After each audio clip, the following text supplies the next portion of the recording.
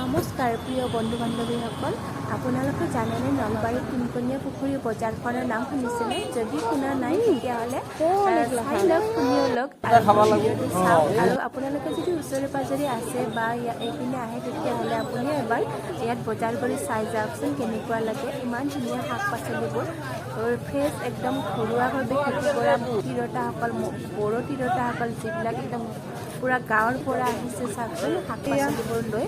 আৰু এইখন বজাৰ বহে দেওবাৰে ৰাতিপুৱাৰ সময়ত, পিছবেলা নাথাকে বাৰু। সেয়েহে যিমান গৰম পৰিলেও মানে আহিছোঁ। আজি বহুত দিনৰ পৰা শুনিহে আছিলোঁ, আহিম বুলি ওলাই আহিব পৰা নাছিলোঁ। আজি অকণমান সময় উলিয়াই আহিছোঁ। চাওকচোন আপোনালোককো বোলো অকণমান দেখুৱাই লওঁ।